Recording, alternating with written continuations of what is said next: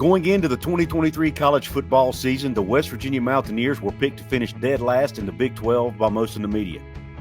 Garrett Greene was picked by 24/7 Sports as the worst quarterback in all of Power 5. Well, after a 9-4 season, a bowl victory, and a strong performance by Garrett Greene in his redshirt junior season, the narrative is starting to change around this West Virginia football team. And I'm going to bring on a guest who is part of that changing narrative and is actually very high on not only Garrett Greene as a quarterback, but also the West Virginia Mountaineers as a team going into 2024. I'll bring on that guest, and we're going to talk about it right after this word from my sponsor. Ladies and gentlemen, this episode is brought to you by Dutch Miller Automotive, where friends and family pricing means you get the best deal right up front on any new or pre-loved vehicle in stock every time. With brands like Chevrolet, Chrysler, Dodge, Jeep, Ram, Kia, Hyundai, Ford, GMC, Buick, and Subaru, the Dutch Miller Automotive family is always growing and ready to put you in the car or truck you've been searching for. Check out our inventory across West Virginia at DutchMillerAuto.com or come in today to the home of friends and family pricing, only at a Dutch Miller Automotive store near you. What is up? Come on in, make yourself at home, belly yourself up to the bar, and let me pour you out this shot of top shelf college football content. On tap at Couz's Corner today, we're talking about expectations for the West Virginia Mountaineers in 2024. Can West Virginia actually make the college football playoff in 2024?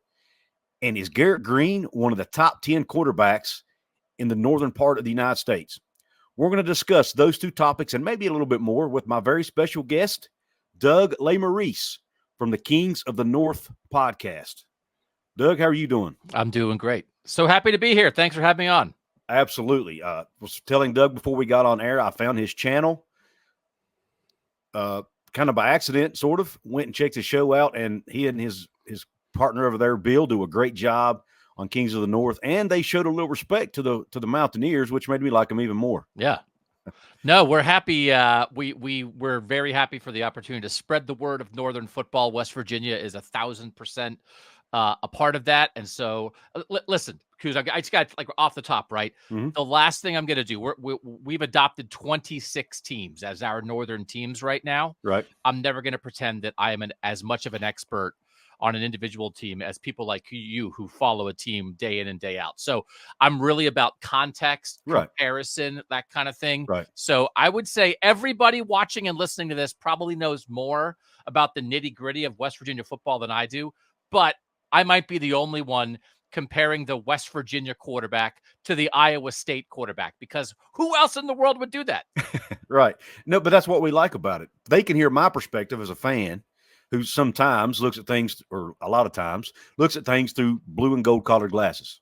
So we like to hear the perception from those on the outside. Yep. Those are the perspectives we like to hear. Now, if it's somebody that we don't agree with, we might give them a little bit of grief over it. I'm here for grief. I'm here for grief too. Hey, but that's okay, right? That's what makes college football so awesome. And then when we have somebody like yourself and your partner Bill who shows some respect to our Mountaineers, we also want to give those people an opportunity to explain too. But before we get into the nitty-gritty of it, obviously I mentioned Kings of the North podcast. Let them know where else they may be able to find you, your work, social media, and all that. Yeah, so just like you, we have a YouTube show, and then we have a podcast channel as well. It's Kings of the North, because the idea is we're talking about, the Kings are the players, the coaches, the people who do it. Like I always want to tell people, like, I'm not the king. We're not the Kings. We're covering the Kings. So Kings of the North, search for it. We have a separate YouTube channel. Wherever you listen to podcasts, you can find it there. Right now, we launched this basically at the beginning of last season. And we are about twice a week right now. By July, this will be a daily show, 5 days a week on that YouTube channel, on that podcast channel. Our plan, our hope is to have coaches and players and media experts from around Northern football talking about all of that. And again, what is Northern football, right? It's the Big Ten teams, although we're got to figure out what we're doing with USC and UCLA. Mm-hmm. It's Notre Dame. It's Pitt, Syracuse, West Virginia. It's Cincinnati, it's Utah and Colorado and BYU. It's like you kind of like cut the country in half, right? Right. So We think there's culture stuff about that. We want to talk about just like not the X's and O's of football, but culturally what Northern football is all about. And then we want to contextualize it. And we just want to be able to talk about football without having to talk about Georgia and Bama all the time. We'll let other people talk about them. They get enough pub. So we don't talk Georgia and Bama. We talk North.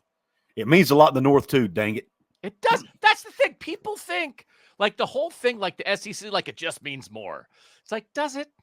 Like, does it? Or are you just like, are you claiming something that's not true? Or are you actually off the deep end? Right. So like we love college football in the North. Put on your hoodie, get a hot dog or a brat or whatever, like go to the game with your friends. So we want to claim that back. We're tired of the South acting like it owns college football. We're not saying they're bad. We're just saying we're just as good, man. And it matters just as much to us in our own way. Yeah. Awesome. This is a little bit off topic first, but I've got to ask you this question because of the concept of your channel, obviously. West Virginia, I had a little debate on Twitter the other day. I had a little poll with some of my followers. Is West Virginia a northern state or a southern state? Now, obviously, Morgantown, West Virginia is in the north, right? There's no question about that. I live in the southern part of West Virginia, right on the southern tip of the state. And we consider ourselves to be Southerners. Yes, sir. And, but because we seceded from the state of Virginia during the Civil War and that whole story, right? A lot of people, no, we're from the north. The northern people up around Morgantown and up that way, they consider themselves Northerners. Yeah. But we in the South, so is West Virginia do you consider West Virginia a northern state, a southern state, or neither? Yeah, so like this is like a tremendous debate. We have 5 schools I think we will call border schools right now that we're trying to decide if we should take them in the north or not, and that's Virginia Tech, Louisville, Missouri, Kansas, and Kansas State. We took West Virginia right away because I think, to me, culturally with the football identity, right? And you know this better than I do. I grew up in Pennsylvania. I grew up in central Pennsylvania, following Penn State football, being very aware of Pitt football and like that kind of Northeast football. West Virginia just fits right in there with me. So to me, like the Pitt, Penn State, West Virginia, and then you think about Cincinnati and Ohio State and schools like that, West Virginia is part of that to me. Right. So there is some of this that is geographic.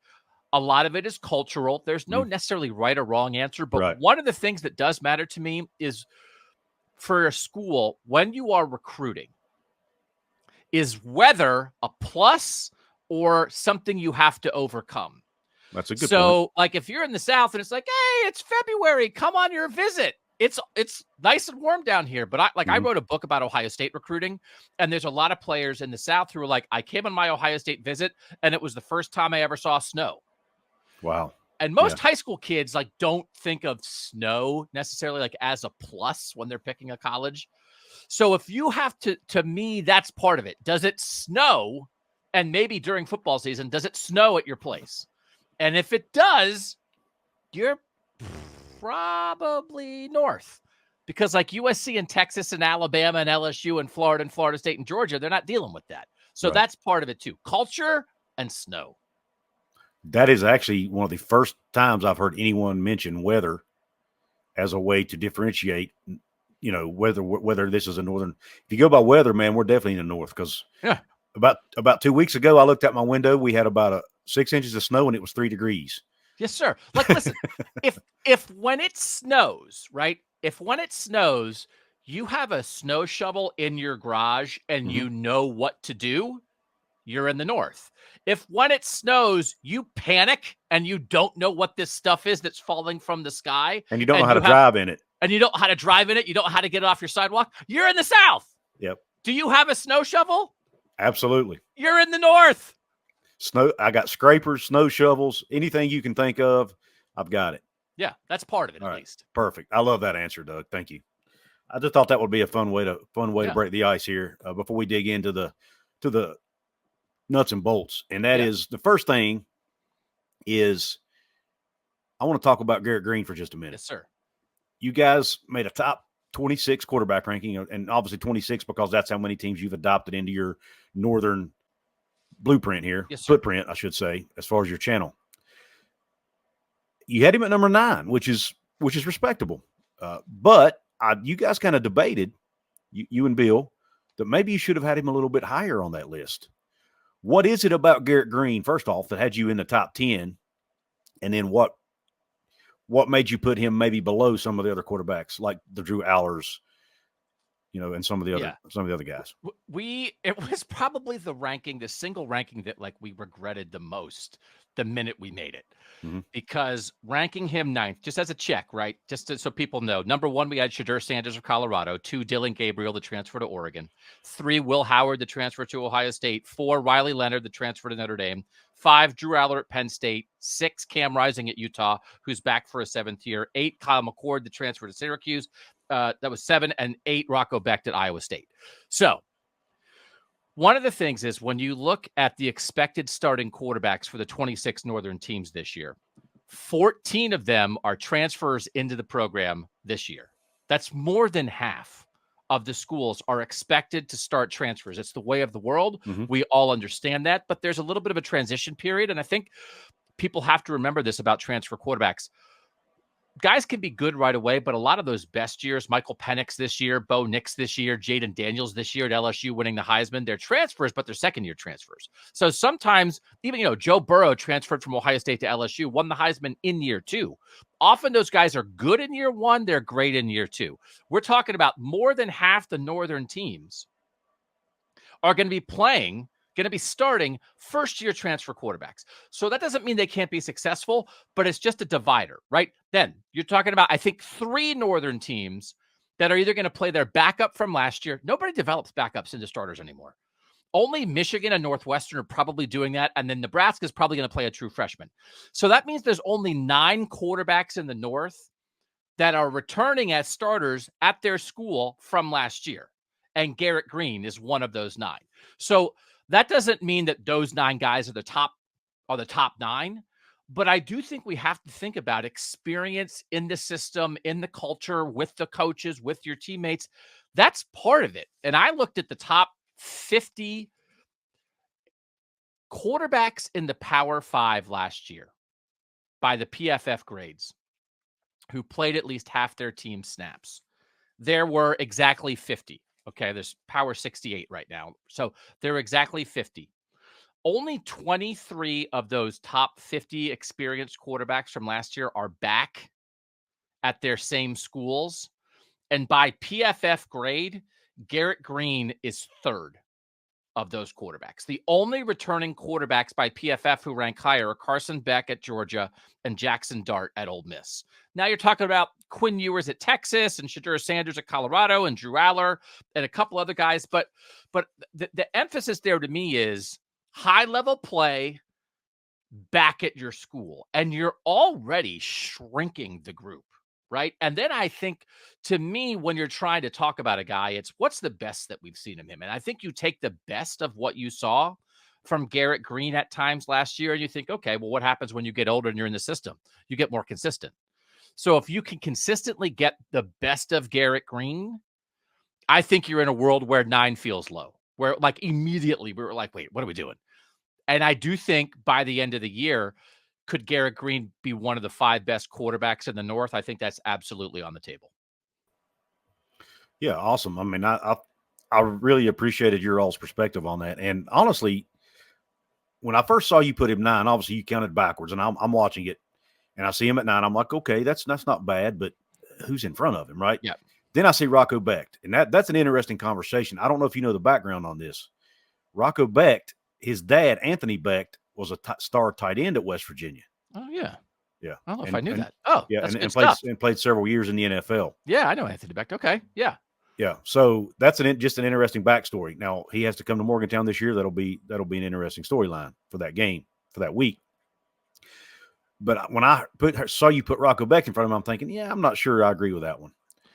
But I'm not sure we agree with it. Right. All right. After I heard you talk about it, you guys were like, yeah, I think we should have put him ahead of Rocco. I think you guys even mentioned that in the show. But then you read out Rocco Becht's numbers, and his numbers were even better than I thought they were last year. And it's a similar conversation, right? I mean, like the really good can be really good and and like doesn't turn the ball over a lot and back in the system. So I think, I mean, again, like that's we could debate Rocco Becht and Garrett Greene all day. I will say one of the things is if you really, really, really sat down and said, okay, and I'm sure we're going to talk about this, the opening weekend, Penn State at West Virginia, that game, take a quarterback for that game. Who would you take? Would you take Garrett Greene or would you take Drew Allar? Now, we have Drew Allar on the list ahead of Garrett Greene. If you put, like, you're betting your house on it, you're betting your life on it, like, pick one. Ooh, that's tough. I don't know, man. Like, it's not a slam dunk for Drew Allar, and I think Drew Allar has great upside as well. But I think in terms of, Drew Allar started his career without throwing a pick for the first 311 passes. I don't think that's a good thing. I think they're not letting it rip. And, like, it's one of these things, again, sometimes if you feel like the coaching at a place like Penn State, I mean, they fired the offensive coordinator, they fired the quarterback's coach. They didn't think it was good enough. It was the coaching holding him back in some way. I think sometimes you actually give more leniency to a player if you felt like the coaching wasn't up to par. So, like, are we being, like, too nice to Drew Allar because his OC got fired? Like, bet my house, I might take Garrett. Like, I think I might take Garrett Greene. So, like, again, why is Allar 5 and Greene 9? I don't know. Maybe because we were wrong. But I think, like, the point of it, too, is that there's so many guys who are gone. Michael Penix is gone, and Bo Nix is gone, and J.J. McCarthy is gone. And how many sure things are there? We have Will Howard as a Kansas State transfer to Ohio State, who may or may not have been ready to lose the starting job at Kansas State at 3. Right. If he's the third best quarterback in the North, you realize you are not dealing with a gigantic list of, like, Heisman contenders at quarterback up here. So if somebody would want to argue Garrett Greene should be ahead of Will Howard, I mean, you guys saw him in the Big 12. I don't know that I would have a great defense for that. I do think Shedeur Sanders and Dylan Gabriel are a fairly clear top 2.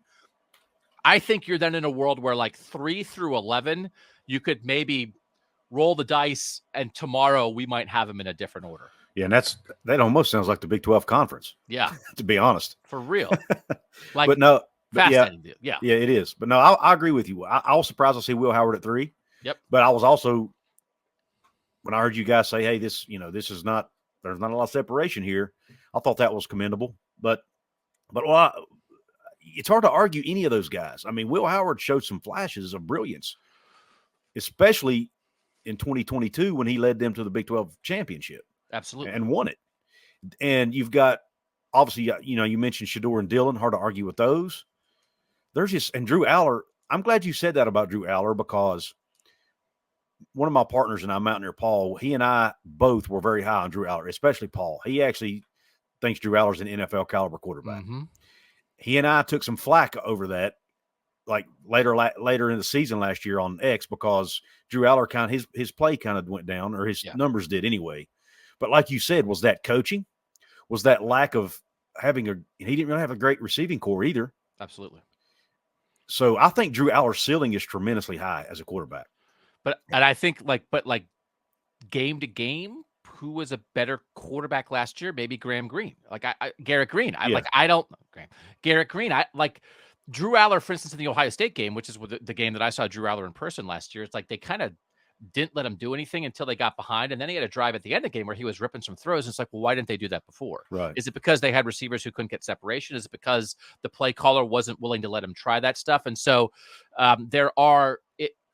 it's a tough diagnosis, especially in the offseason. And we're not planting a flag and saying we are 100% convinced that Garrett Greene should be 9th. But one of the points we wanted to make is that there's a decent amount of uncertainty. More than half the schools in the North are playing transfer quarterbacks. And again, like, we're all used to that in college football now. Some of them hit and some of them are huge misses. And whether or not you pick the right guy in the transfer portal at quarterback can be the defining part of your season. Absolutely. So to try to diagnose that right now is difficult, but even to, like, have the discussion. But I think for West Virginia fans, the thing to understand is there might be a couple guys at some spots who maybe even have higher upside. But I think the combination of experience in the system and upside, I think West Virginia at quarterback is in as good of a spot as almost anybody in the North. And then I think as good as of a spot as almost anybody in college football, maybe outside of like Texas with Quinn Ewers and Georgia with Carson Becht. Like that's the kind of thing you're talking about. And as we saw with Oregon and Washington last year, they're great examples. Like going into last year, we all knew it. Ohio State and Georgia and Alabama all had new starting quarterbacks, some uncertainty at quarterback. So the very top tier teams, you weren't sure what you were going to get. And then you saw some teams in that next tier, Washington, Michigan, Oregon, LSU, schools like that, Texas, with returning guys that you kind of knew something about. And what happened? You wound up with a lot of those schools having great success. Ohio State had a weird year, right, where they were undefeated, but they ended up with their quarterback transferring out at the end. Jalen Milroe was a high ceiling guy, but also some of the things he didn't do well led to their 2 losses. So, like, this is a way to win. Like, I think there's a game plan that was put out there by Michigan and Washington in different ways last year for Northern teams. But a lot of it is based on you got to have talent, but you bring back a decent amount of experience. And we know West Virginia did a great job with some of the guys with NIL, keeping some of those guys there. And then you have a quarterback with talent and experience. And there's so many transfer quarterbacks now. It's a separator. And I think West Virginia has that this year, which gives them a shot. Definitely gives them a shot. Right. And that's one, he's obviously one of the big reasons we're much more optimistic this year than we have been in years past. Yep. Going into the season, which is a good transition to the next thing I want to talk about. And that is you guys did another show where you talked about your college football playoff picks for 2024. I'm planting this flag. I'm planting this one. And you actually put the Mountaineers in. I did. Your partner did not, but that's okay. We'll forgive him for that. Yeah. But explain your reasoning here. Obviously, I've got the graphic on the screen for those who are watching on YouTube. You have West Virginia, the number 11 seed, playing at Texas in the first round. Can I go through your explanation of that for me? You guys would take that? You take a trip to Texas for the first round? Be kind of fun. I'd love it. Yeah, be kind of fun. I'd be doing this pretty much all game. But anyway. Oh, you're going to get the commissioner of the Big 12 is going to come, or the commissioner of the SEC is going to come after you for that. So here's the thing, right? So it's going to be a 12-team playoff. It's going to open things for a lot of different programs. One bid is going to go to the best group of 5 team. Mm-hmm. So now you're talking about 11 other bids. So you got to have the 4 conference champs in. With those 11 bids, you could think to yourself that the Big 10 and the SEC is going to take everything except the ACC champ and the Big 12 champ. You could think that. Mm-hmm. That the Big 12 and the SEC combined will get 9. That's a lot. Right. So if you're not going to go there, then I think you start talking about the second bid in the Big 12, right? Because I don't think the ACC is going to be very good. But I'm I had a hard time. I have North Carolina State as the ACC champ. Like, I don't even know, right. I don't even know who the best team is. I do think Utah long-term is positioned to be the best football program in the Big 12. And again, with Cam Rising back as a 7th-year quarterback, my partner Bill and I both picked Utah to win the Big 12. But I had a second Big 12 team in. And now you start talking about the thing that and I think people realize this. But one of the things I like about the 12-team playoff is you're allowed to lose. The standard is not perfection. Mm-hmm. And if you look at the teams, and again, there's an automatic bid to that. So you're really thinking about 11 spots. If you think about the teams in the recent history of the college football playoff rankings, who was that 11th team, right? Right. 2023, it was 10-2 Ole Miss. 2022, it was 10-2 Penn State. 2021, it was 10-3 Utah. We won't count the COVID year. 2019, it was 11-2 Utah. 2018, it was 9-3 LSU. So now you're in a discussion of can West Virginia go 10-2? Yeah. And if you maybe you make the conference title game, now you're maybe you're 10-3, right. Or maybe even if you win it, you get it. If you win it, right. you're in. Right. And actually, I don't want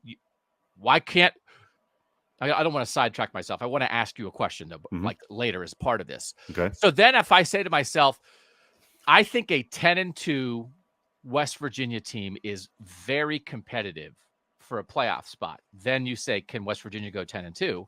And I think West Virginia can. So that's the calculus there with the schedule that that has to be good enough to have good wins in there and get Mhm. people's attention. And I think when you have like a road trip to Arizona, when you have an opener at home against Penn State, Kansas State, Iowa State, I think you can get attention. But it's not so daunting that you look at it and say, well, that's 5 losses. So Yeah. I think it's a pretty good schedule that checks the boxes of good but not too good. And we don't want to put too much on the opener. Mhm. But man, there are absolute playoff implications Yeah. in the Penn State West Virginia opener. 100%. No doubt about it. The loser's not out, but man, does the winner have a nice little juice to the resume. And it's a lesser version, but like what we saw with Texas, Alabama last year in week 2, and they both wind up in the playoff. But that win over Alabama was jet propulsion for the Texas season. Yep. It doesn't mean Texas had to be perfect. They could still lose later. In a 12-team playoff, maybe like a tier down from that, but the same kind of idea. I think West Virginia, Penn State could be that this season. Yeah, awesome. I actually just had a similar conversation with someone earlier today about that, talking about the importance of that Penn State game and how it could be a springboard for the rest of the season for West Virginia. And I mean, obviously, and you're looking at it from both teams' perspective, saying it could be a springboard for either team. I mean, I got them both in. I got them both in the playoff. Absolutely. Right. So I mean, that's how good. I mean, with a lot of the defense that Penn State brings back with that running game, with Drew Allar, with Andy Koldenicki as a better offensive coordinator, like I think Penn State should be pretty good. But man, coming to Morgantown, man, that's not easy. It's not, and it's going to be. It might be the biggest. It's going to be one of the biggest crowds potentially in the history of the stadium. I'm not going to lie to you. We haven't had a home opener like this. Ohio State came to Morgantown. Gosh, it was back in Don Nehlen era, I believe. Okay. Maybe Rich Rodriguez, but it was back in the late 90s, 2000s, early 2000s. This might be the biggest home opener we've had since then.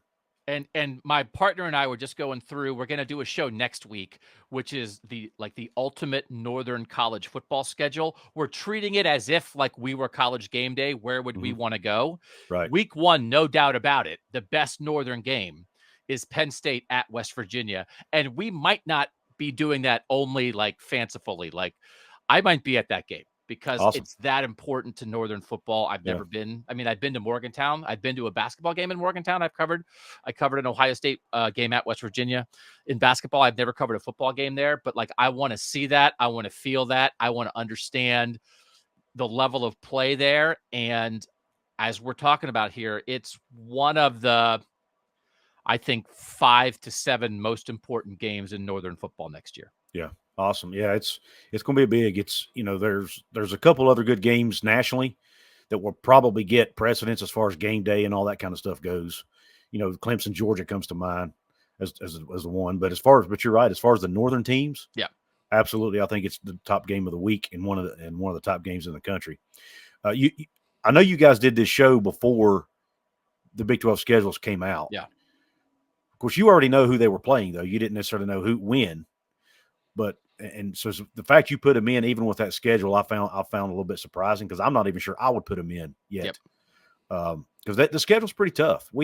They have one of the tougher schedules in the Big 12, in my opinion. When you look, they have to play. I mean, there's 6 teams in the conversation. Taking West Virginia out, there's 5 or 6 teams that get mentioned as the team that's likely going to be in the playoff or in the conference title game. West Virginia plays 5 of those 6 teams: Kansas State, Iowa State, Arizona, Oklahoma State, and we play them all in a row. Yes, you do. No Utah. The Utah is the only one you don't play. Right. But I will say, right,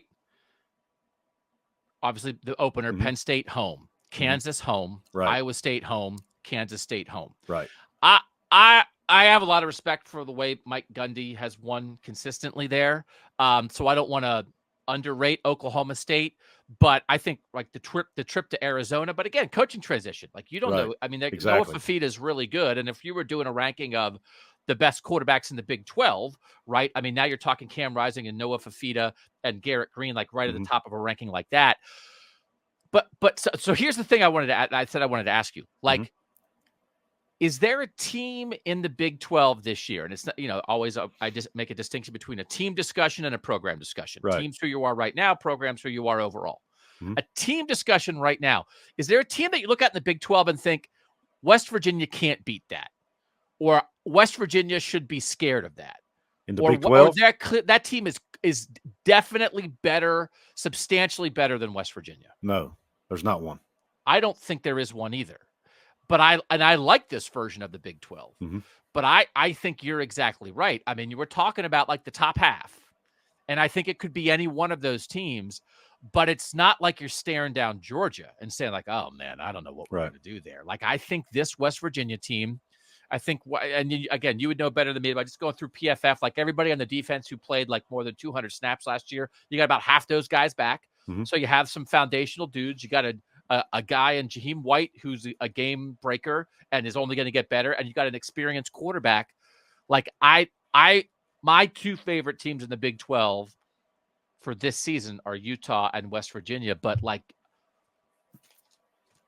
give me that shot with the Mountaineers. Absolutely. Yeah, I love it. It's again, it's very exciting, and obviously this, as a fan too, makes my expectations go up a little bit and gets me more excited for the season. I love to have optimism, but a few times in the past that's bit me in the butt, unfortunately. It's happened to all of us. So I'm trying to temper my expectations. So I'm not quite as high on the team as you are, but I do love it. I do love the fact that you have them up there, and they're getting some respect now. The big question is going to be, last year they used that 14th place ranking as motivation throughout the entire season. It was their calling card, right, all year, their motto, 14. It's going to be a little harder to do that now when everybody's respecting you and everybody's, picking you as, hey, don't leave West Virginia out of the conversation. That is going to be tougher for Neil Brown as a coach to, manipulate and turn into some kind of a motivation technique. Obviously, that's why he gets paid the big bucks, and I'm sure he'll figure it out. But it's going to be interesting to see how they handle that as a team, in my opinion. I think it's a great point by you because, like, handling success is a real thing. And when you're at a place that is accustomed to it, that's part of your life. Expectations can really weigh you down, and that's where coaches do earn their money. So I think we know West Virginia has good enough players, and I think we know that the schedule and the context gives them an opportunity. Mm-hmm. But they're not going to get there if they don't maximize themselves. Correct. Like 75% West Virginia is not making the playoff, right? What are we talking about? But the best of West Virginia, and even again, in a world where, hey, man, you don't have to beat Penn State. Hey, you don't have to go win that road game at Arizona, but you got to win some tough ones. Right. You don't have to be perfect. And I really like the fact that we are creating a world in the 12-team playoff where 19 and 20 and 21-year-old young men don't have to be perfect, because nobody else in any other sport has to be perfect. Everybody else, it's one of those things you can. What was it? A couple years ago, the Bengals lost to the Jets and then made the Super Bowl. People have bad weeks, and we've lived in a world where a bad week ruins your season. And a lot of people liked that about college football. Right. And I think in this day and age, with the way the world has sort of evolved, I don't think that's a healthy way for players to live. I don't think it's a healthy way for fans to live. So don't be perfect, West Virginia. Just be good. Be as good as you can be 10 or 11 games out of the year, and you'll have a shot. Yep. Agreed. Yeah. There's a lot of people out there. I don't say a lot, but there are people out there, even some pretty popular talking heads like us, that think the 12-team playoff is bad. And I just can't wrap my head around that reasoning, to be honest with you. As a fan, how in the world can you think this is bad? We get more postseason football, more games that matter. That excites me. And as a fan of a team like West Virginia, who may not have ever gotten in the playoff as a 4-team model, I never expected us to get in. Yeah. Now I do. Now I know there's a shot for us to get in. It just changes your viewpoint of the season, especially in a world where the way things have gone, guys opt out of even really good bowl games. I mean, I don't think college football fans as a whole still have grasped how exciting this 12-team playoff is going to be. And when you think about the NFL playoffs, when you think about March Madness and college basketball, and that college football is going to have a version of that first weekend, when you're going to have 4 first-round games on campus sites, and you're going to have Southern teams going north and Northern teams going south, and we're talking about Penn State, Oklahoma, and West Virginia, Texas, and games like that, like it's going to be like we've never experienced it. We have no idea how good it's going to be. So I really like what is in front of us, and I think it's healthy, and I think it's exciting, and I think it's exactly aimed at a program like West Virginia. Right? This is exactly the program that you and I are having a conversation. And this is the thing we have to do too. In college basketball, it's not national championship or bust. They hang Final Four banners. Making the Sweet 16 is an accomplishment. We have to get to that point in college football too. You can't have one team that has a good year and everybody else is a loser, right? So like making the playoff or making a conference championship game, we have to be able to mark success in different ways. And if West Virginia makes a playoff, they're going to hang a banner, man. College football playoff 2024-25. Hang that banner. Like, what a wonderful thing. And the fact that we're talking about it in January is exactly why they should be doing it. Absolutely. Thank you for that commentary, man. It's great. One more time before we call it quits here, will you let my fine listeners know where they can find you, your work, and how they can connect with you on social media? Yeah. So you can follow our account on X, on Twitter, at KOTNCFB. So Kings of the North College Football. That's the Twitter account. You can also follow me. It's just my name, Doug Lesmerises. And the main thing that you can do if you want to make sure you get our content, it would certainly help us. But, you're not here to help us. You're here to have a good time following college football.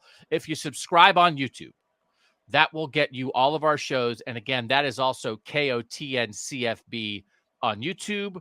We're up there twice a week. We've ranked the best coaches in college football. We did the quarterback rankings. We're going to, again, have this thing, the ultimate Northern college football schedule. And we just want to be talking about, we want to talk about fan culture. We want to talk about tailgate food. We want to talk about your families and your friends and why you love the teams you love. And we want to be able to compare everybody to each other, because I do think there's a commonality. And yes, like the conference structure doesn't make sense in a lot of ways anymore. We understand that. So let's not be defined by conferences. Yes, West Virginia is trying to win the Big 12, but comparing West Virginia to Syracuse and Michigan State and Minnesota and Wisconsin, I actually think in a lot of ways makes more sense than comparing West Virginia to Arizona and TCU, right? So like we can all have the good conversations, but there's something I think that binds us and the way we love this sport and follow this sport in the North. So come join us on Kings of the North on YouTube and wherever you listen to podcasts. Love it. Love it. Thank you, Doug. Great conversation with Doug. Really enjoyed it. Would like to thank Doug for coming on the show. Don't forget to go check out his work over at Kings of the North. Also can't forget to give a shout out to my channel members. The VIP member shout outs of the day are Luke Armacost, who's a new member here at Couz's Corner, Phil Masters, Hellbilly, and Tack Sprint. Those are the 4 VIP member shout outs of today. If you want to become a member, hit the VIP member, hit the join button below. If you don't see a join button, don't fret. Go into the description box. You'll see a link to get into my channel page where you can join the channel from there. Also, you saw scrolling on the bottom of the screen, the ONIT NIL trading cards are a way for you to support your favorite team and also support my efforts here at Couz's Corner. There's a link to that in the description box. 60% of the profits go to student athletes. I'll make a small commission if you use the link in my description box. With that being said, thank you for tuning into this episode. Have a top shelf day, and don't forget to cue country roads.